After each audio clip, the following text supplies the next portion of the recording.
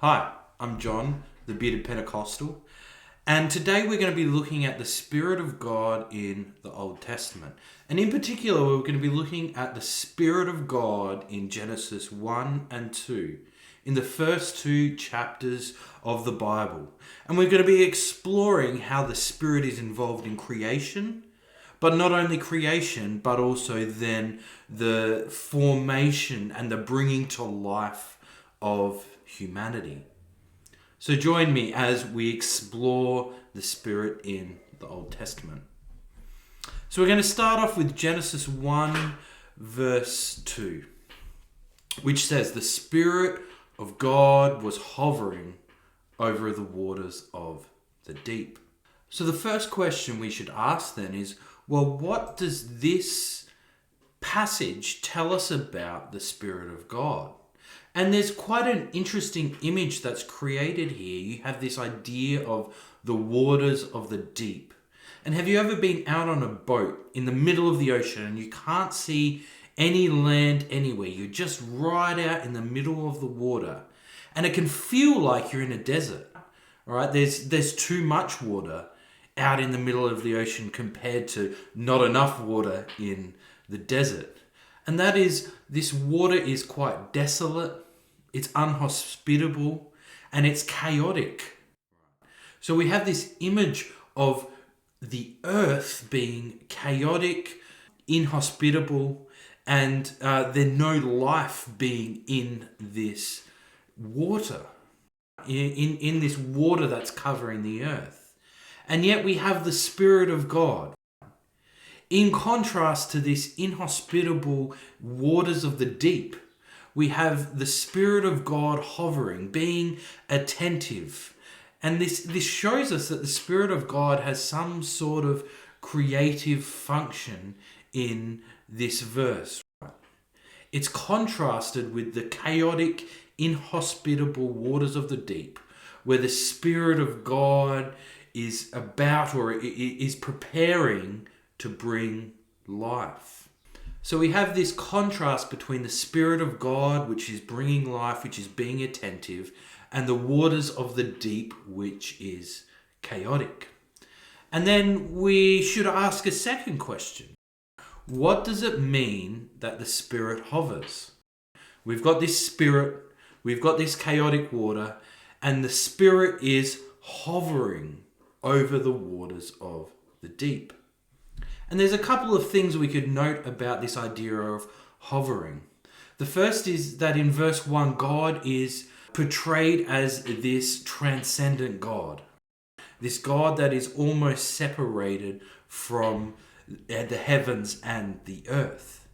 And so verse 1 and verse 2 actually complement each other well, because in verse 1, God is portrayed as being transcendent.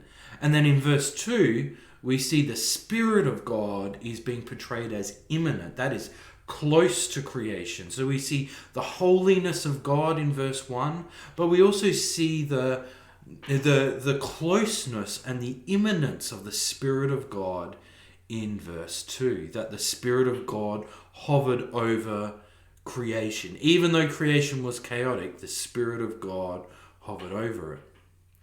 And we also, well, what about this verb hovering? What actually does that mean? Can we draw any significance out of this idea of hovering?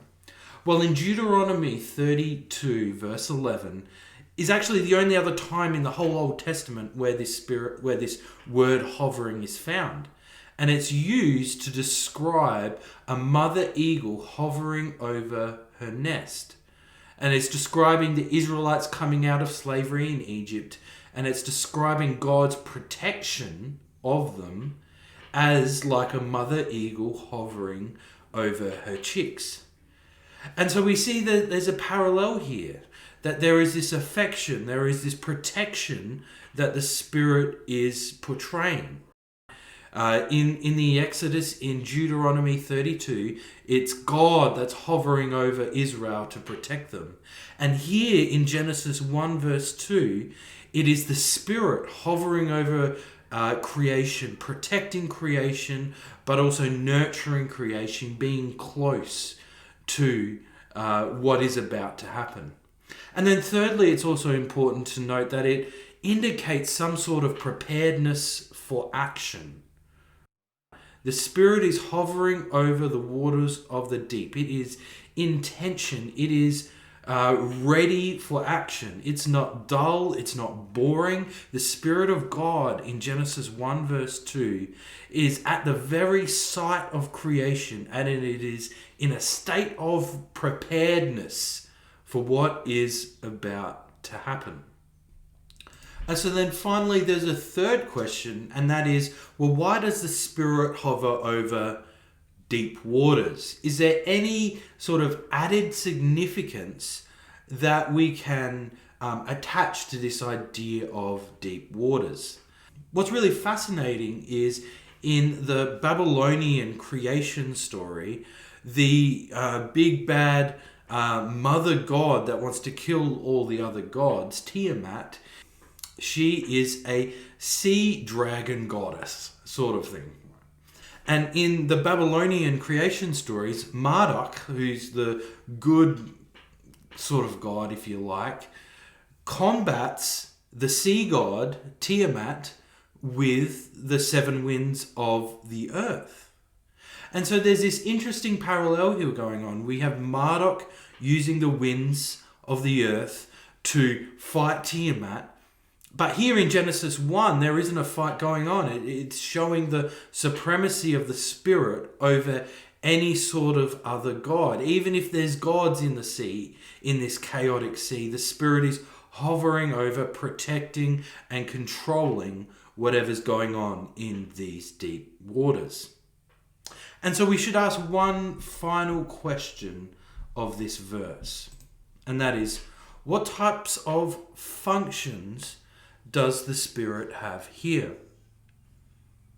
And we should note that there is this creative function. The Spirit is at the site of creation, and it is prepared to act. It's not dull. It's not a bystander. No, it's actually at the very site, which indicates some sort of creative function assigned to the Spirit.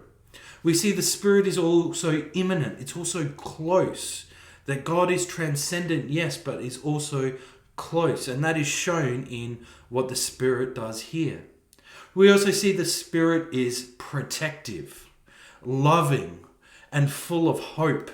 Just like God cared for the Israelites in Deuteronomy 32, coming out of Egypt, God covers them like a mother eagle covers her chicks. So the Spirit of God here in Genesis 1 verse 2 covers over the waters of the deep, hovers and covers with a loving affection over the earth.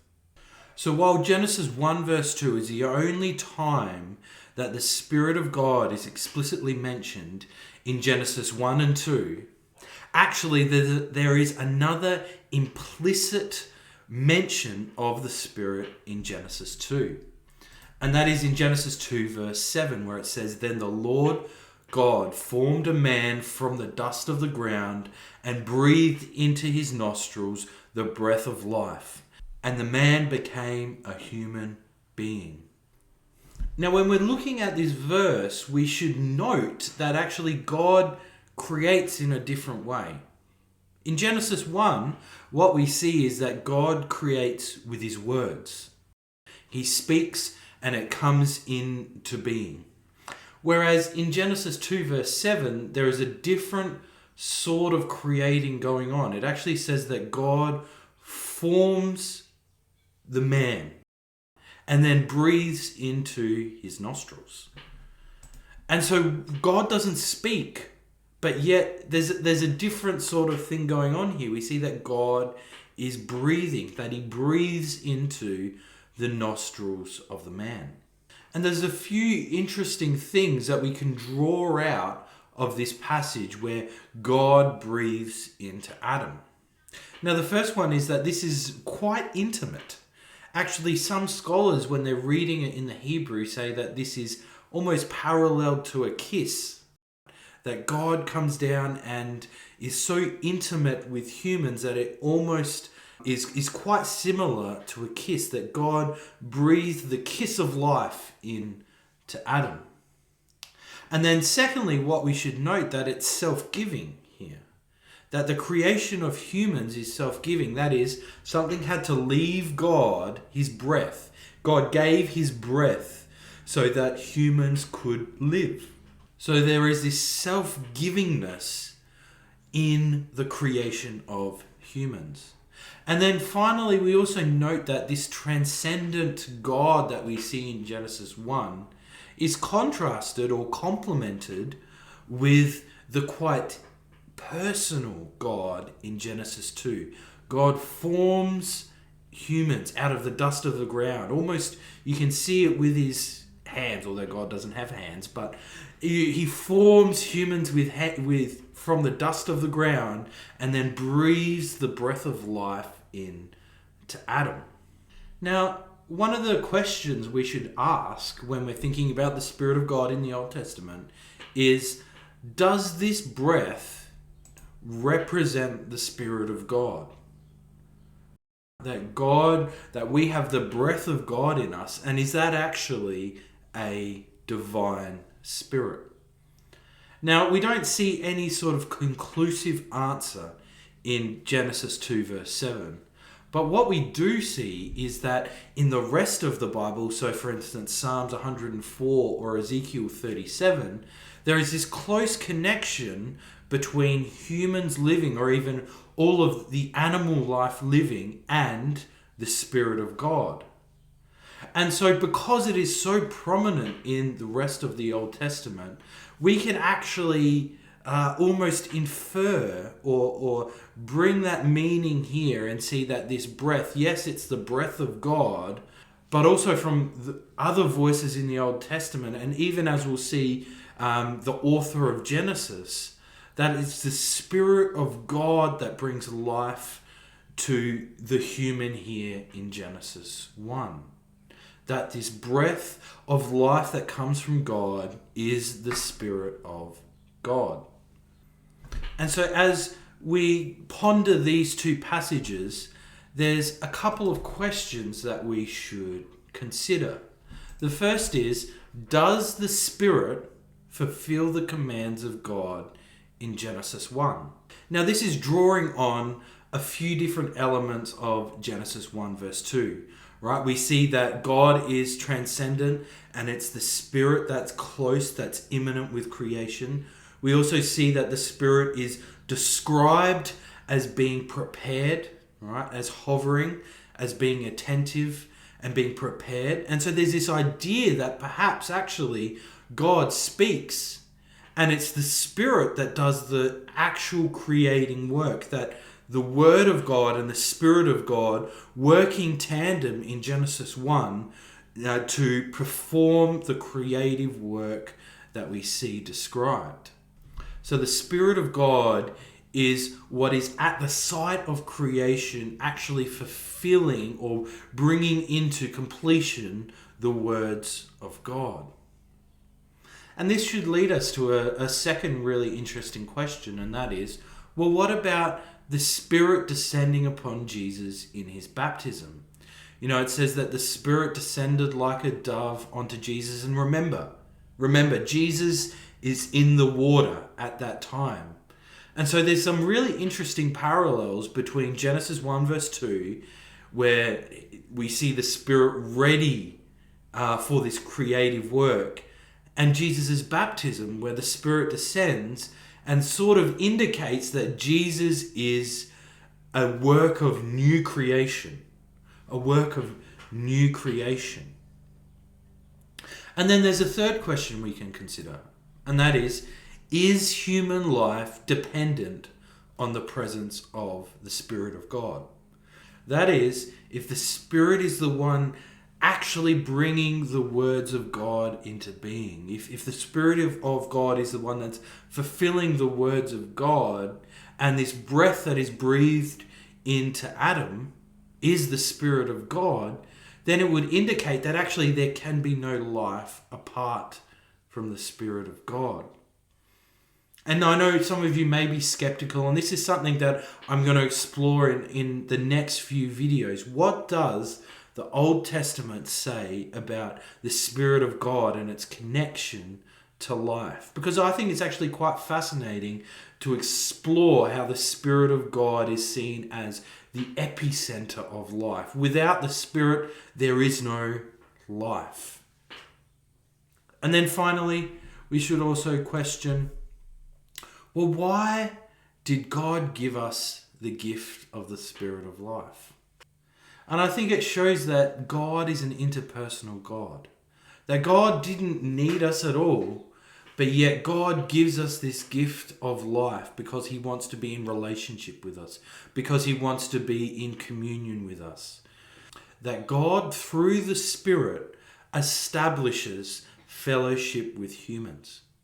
And so I'm going to finish off with this one quote.